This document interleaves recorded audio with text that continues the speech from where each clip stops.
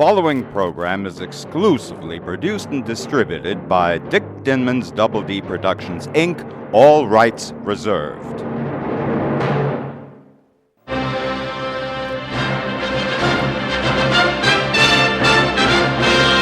Hi, Golden Age film fanatics, and welcome to DVD Classics Corner on the Air. My name is Dick Dinman, and our goal is to become your exclusive guide to the very best of the Golden Age classics coming out on DVD. We'll have reviews, breaking news of upcoming releases, plenty of surprise guests, and a special feature devoted to the great Golden Age film composers, which we call Cinemusic. So let's turn on the marquee and lights, camera, action.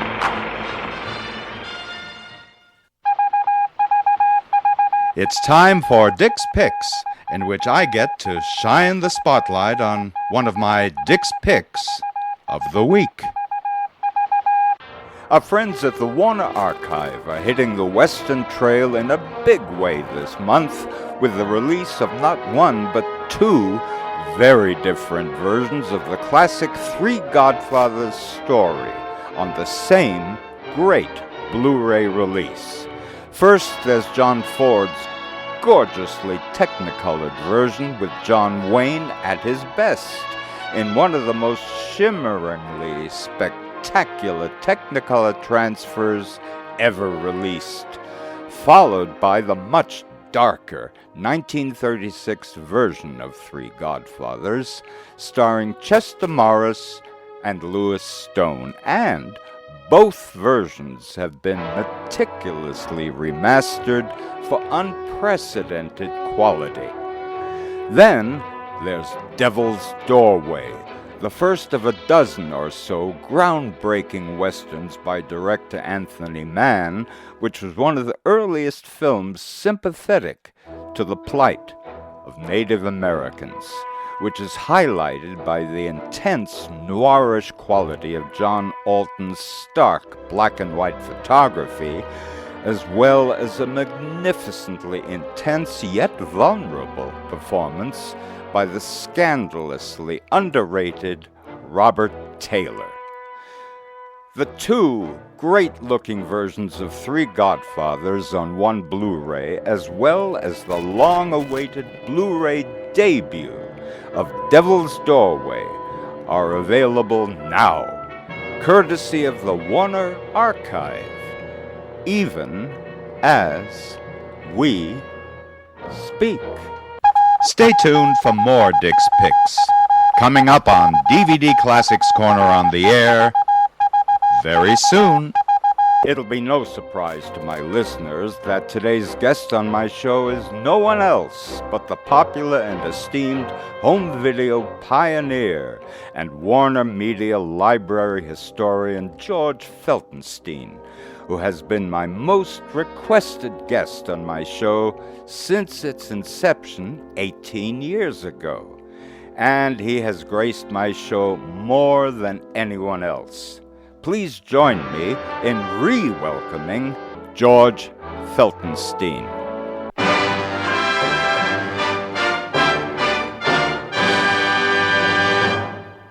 George Feltenstein, welcome back yet again to DVD Classics Corner on the Air on what I would call our great Western Warner Archive release show. So we have to get started here with a great title, and I'm talking about the 1948 John Ford, John Wayne classic, Three Godfathers.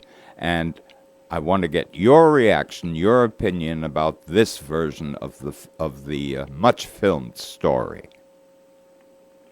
Well, it is so beloved, and many people think of this as like a holiday time movie, which is perfectly appropriate, and it makes sense.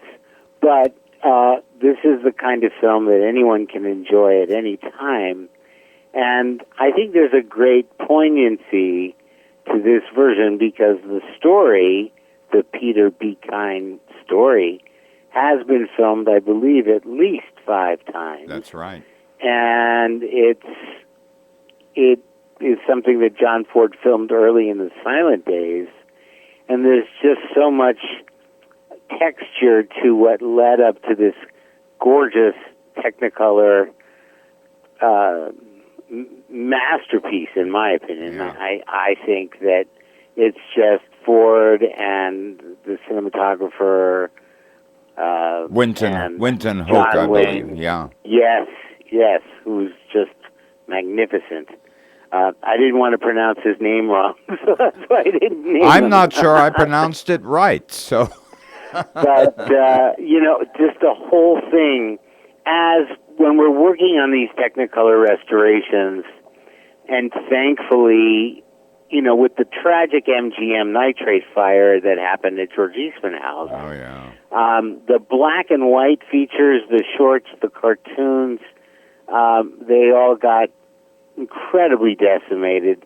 There are some Technicolor films that did perish as well, of course with protection. And then there are some that we lost a few reels, but again, everything was protected. But Godfathers is one of the many Technicolor films where the original negatives were in perfect condition and ready for our proprietary process to realign the Technicolor negatives in such a way that we're able to see these films better than even when they first came out. And there's a sharpness you couldn't get that we can get now. Well, I have to say, this transfer, this incredible transfer of Three Godfathers is just amazing. I would call it the best Technicolor transfer of a John Ford, John Wayne film since She Wore a Yellow Ribbon, which won Winton Hook an Oscar for Best Photography. And this, I was gasping when I put this on. The colors are so pure and so rich and so warm. It's just wonderful. And by the way, I saw this when I was a really young kid on the Lowe's circuit on the multiple. And when I saw it, the second feature was a movie that's just about due to come out soon from the Warner Archive, Act of Violence. That was the double feature. So it's like going back to my childhood again. Literally. That's fantastic. Yeah. And I have to say, there's something especially poignant about this film, and that is the very elaborate, comparatively elaborate dedication to Harry Carey Sr. Oh, my God, yes. Rising star of the early Western sky. What a beautiful send-off. But I have to say, John Ford and Harry Carey started out very early in the silent era, and apparently Ford was a gaffer or something on a Ford film in the early silent days, and the director showed up totally drunk. And Harry Carey, who was the star of the film, said to the crew, "Okay, which one of you can direct this film?" And John Ford said, "Present and accounted for." And Harry Carey said, "Why do you think you'll be able to direct this film?" And Ford said, "Because I shout loudest." And that's a true story. And between 1917 and 1921, Harry Carey Sr. and John Ford did 24 films together. Can you imagine? That's right. 24 films. And in about 1922, they had a very severe falling out. I don't know whether you're aware of that. And, I mean, it was a big, big split between the two of them. And the only time Ford used Harry Carey in a sound film was in Prisoner of Shark Island, and that was because Zanuck chose Harry Carey Sr. And Ford did not treat him well, and he never used him again. Yet, I'm submitting that this is basically John Ford's apology to Harry Carey Sr. And then casting his son in the film. And with big introducing, you know, billing. And apparently Ford was very rough on Harry Carey Jr. I met Harry Carey Jr. at a Ford dedication, and Harry Carey Jr. loved Ford, but loved him as a very affectionate but abusive father. So it... that makes sense. Yeah. And I have to say, this is one of John Wayne's best performances. I would agree with you wholeheartedly. It's a dimension we never saw before. I was just about to say that. You're right. Right, and there's a tenderness there that he doesn't always display, or doesn't always get a chance to display. And also, you've got Pedro Armendariz in the second of 3 movies he did for John Ford, and Ward Bond, wonderful, his performance as B. Sweet, the sheriff. The film is just loaded with humor and warmth, and visually it is just heaven on celluloid. I mean, I'm thrilled to finally have this version in this form. It'll never be equaled again. It'll never look as any better. It can't. I don't think it can. It can't. No, it can't. And if people say, well, you know, you did all the scanning and recombining of the Technicolor negatives in 4K, but you didn't create a 4K HDR disc. Well, to do the latter is 4 times the expense. And if you look at that Blu-ray and you're watching it on a regular HD television, or you're watching it on a 4K television and upscaling, I don't think it really can get better, just because of the fact that there really isn't always 4K's worth of photography in the original materials. Right. And I think we've been able to capture everything. And we're just very fortunate that we had the original Technicolor nitrate negatives to work with, and we're able to yield this kind of, what I say is as close to perfection as you can get. It's not close to perfection. It is perfection, if you don't mind my interjecting.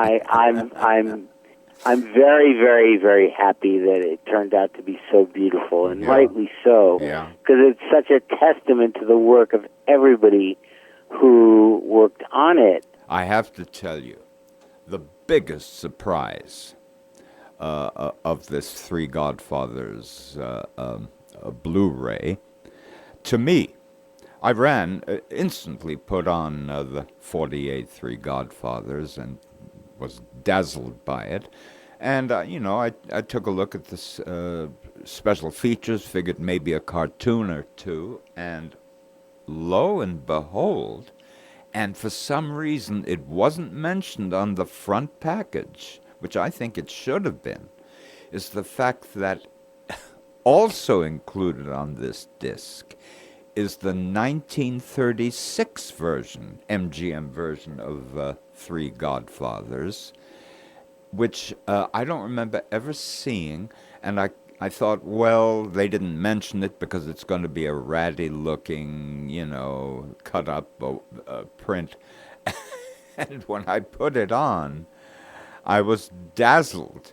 It is a flawless transfer.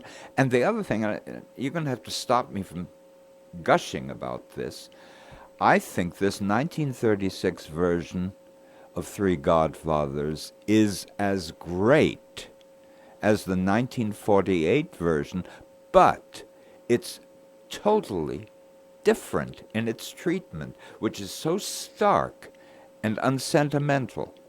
I think it's a great film, and I began looking up Richard Boleslavsky, who directed this version, found out a year later he died at 47.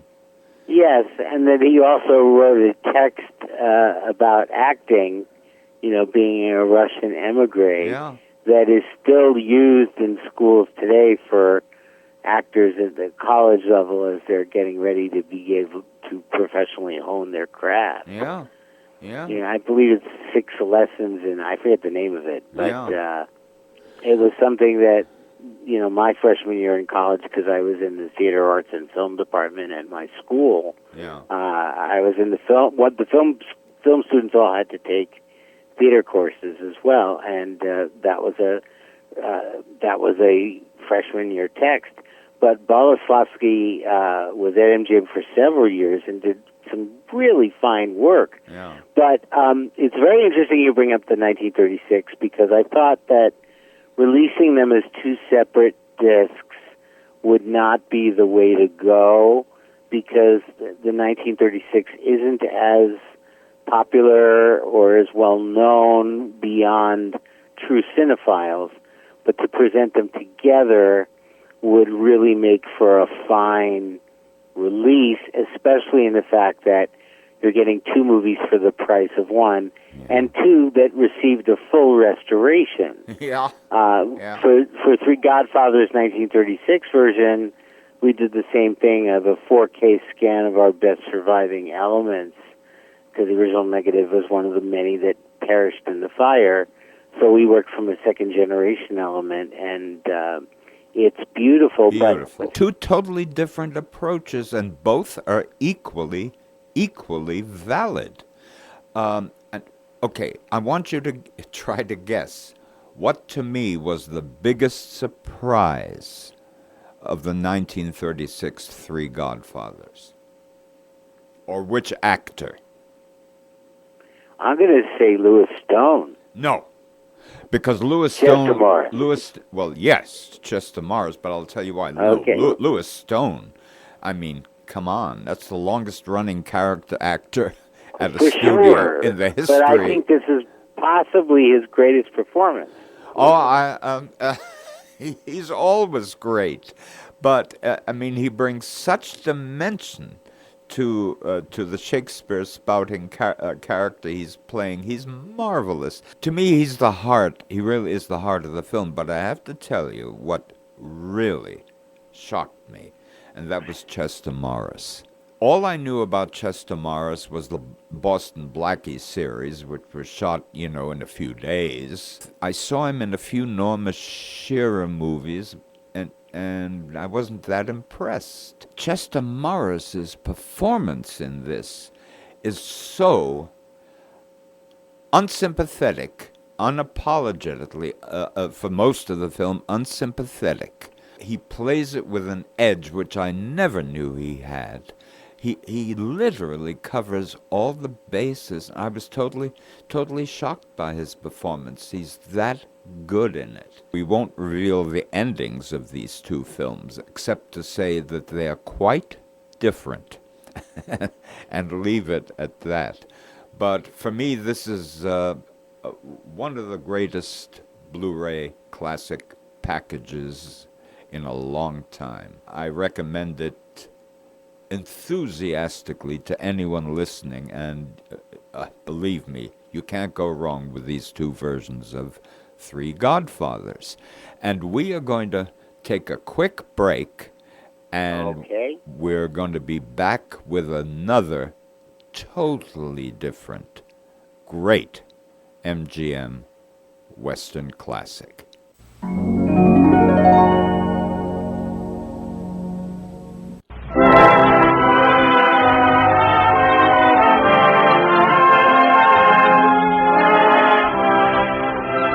We pause for station identification. DVD Classics Corner on the Air is exclusively produced and released by Dick Dinman's Double D Productions, Inc. All rights reserved.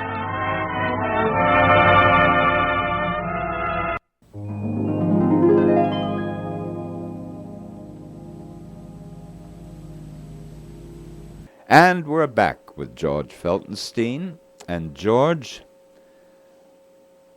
I want to discuss Anthony Mann's first Western, Devil's Doorway. And I wanted to find out how you feel about it before I begin spouting crazily. Well, I think it's fair to say that this is, I think it's still a gem that warrants rediscovery. I don't think it's that well known. No. And Anthony Mann's reputation as a great director has been building over many years, long after his death, especially because of what he did, particularly with Westerns and film noir, and how he brought a film noir sensibility to Westerns. And he was remarkable. And this film in particular is one of the first films, and this we're talking about, almost 75 years ago now, to actually deal with the plight of the Native Americans and rightly be sympathetic to the injustice put in the face of the Native Americans and what was done to them. This doesn't even begin to scratch the surface of the horrors of what was done to them. But for them to make a movie like this in 1949, it was released in 1950, but, when they were making it, a lot of people weren't dealing with issues of social justice. And Robert Taylor, this is one film where Robert Taylor is a Caucasian actor, with makeup to be a Native American. And usually that waves flags of people saying, well, that's politically incorrect. But no one says that about this film because the integrity that Robert Taylor brings to the performance, added with the fact that this film was brave enough to address hate and prejudice in a way that very few films were doing at that time. And, MGM almost didn't know if they could release this because they didn't have confidence, because there's no happy ending and there's no resolution that is typical of Metro-Goldwyn-Mayer at the time. But this is a picture that, to me, as an MGM historian, this speaks much more to the Dory Sherry line of thinking of films versus what L.B. Mayer was thinking. This is certainly a message film, but it doesn't shy away from painful subjects. And Louis Calhern as the villain is as despicable as you could imagine. And usually I think of Louis Calhern, as Buffalo Bill and Annie Get Your Gun, or as the father in Athena, or, with Uncle Willie in High Society. I always think of him in humorous ways, but he was a really great serious actor. And the level of despicable behavior his character is involved in this movie it's heart-wrenching. This film is, and Robert Taylor, this may be his best performance, and that's saying something, and I would love to know what you think about that. Well, first I'm going to quote the New York Times, who was not. Oh, that review, I know that review well, because was not a fan. Didn't like anything. Oh, wait a minute. There was not a fan of Robert Taylor, but, and I'm quoting here, Robert Taylor may strike you as a peculiar choice to play a full-blooded Indian, but give the man credit for a forceful performance. Well, that's damning with faint praise. You know how I feel about Robert Taylor. I really do think he's the most underrated star of all time. And you're probably aware of this, but I think it bears repeating, is that originally Devil's Doorway was supposed to be directed by Jacques Tourneur. When they said, congratulations, you've got Robert Taylor to play the lead, Jacques Tourneur said, that's absolutely crazy, I won't do it. And he didn't, and he ended up doing, as it turns out, Joel McRae's favorite film, Stars in My Crown. But the choice of Robert Taylor to play this role, I feel, was very courageous, and I feel it was super courageous of him to play the role and to so commit so fully to every nuance in this, let's face it, heartbreaking film. And for me, if you want to rate the level of Robert Taylor's ability as an actor after seeing Devil's Doorway, jump ahead about 5 years to The Last Hunt, where he plays the most vicious, racist, anti-hero that I think you'll see in many, many a picture. And, you know, I spoke to Stuart Granger. Granger liked Robert Taylor very much. He did 2 movies with him, liked him very much. And, and Granger said, you know, on All the Brothers Were Valiant, I felt that Robert Taylor was sort of phoning it in. He kept urging Taylor, come on, Bob, give me more, give me more.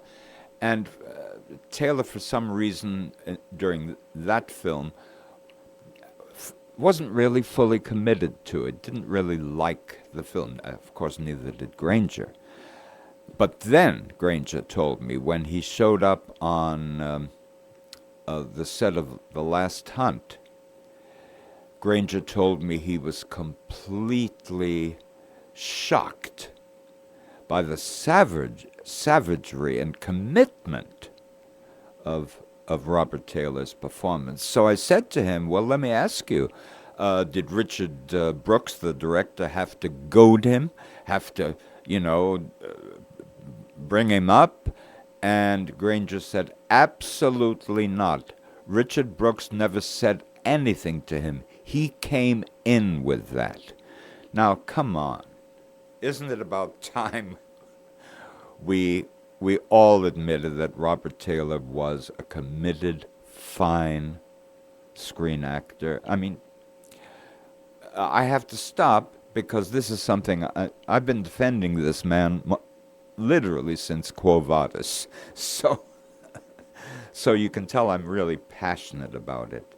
The other thing we should mention, George, this really, if anything is a Western film noir, this is. I mean, John Alton's stark black and white photography. I mean, don't you think it's stunning? Oh, it's unbelievable. Yeah. It is just, it's such an incredible factor. The photography is magnificent. Yeah.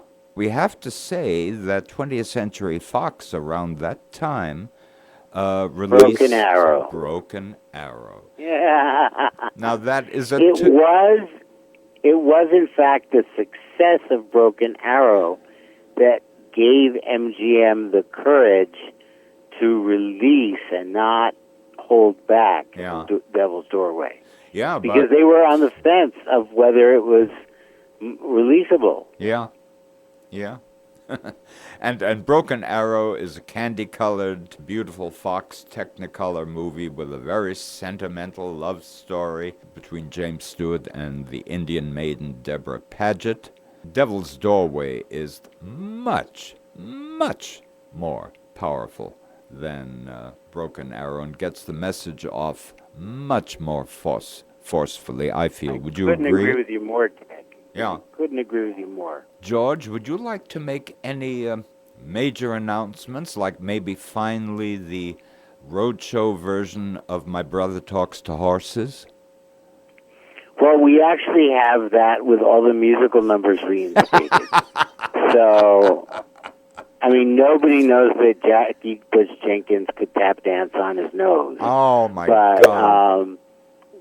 No, we don't have anything new to announce at the moment, but, we do try to announce things monthly. We have an amazing array of releases planned for the year, and it's just a matter of getting them done and getting them to be beautiful and ready to be a Warner Archive Blu-ray.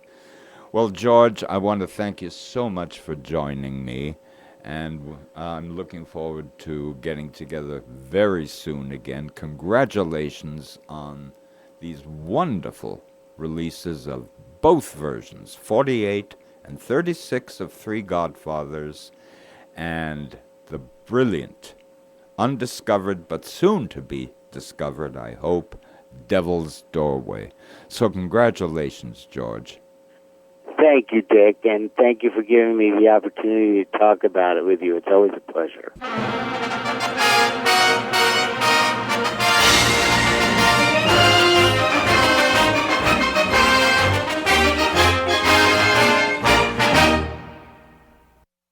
Well, that's my show for today. DVD Classics Corner on the Air is conceived, written, produced, and directed by me, Double D. And if you'd like to hear some of my older, vintage shows, please go to www.dvdclassicscorner.net, where in addition to the broadcasts, you'll find hundreds of my print reviews of classic DVD releases. So, until next week, keep well, keep happy, and keep listening.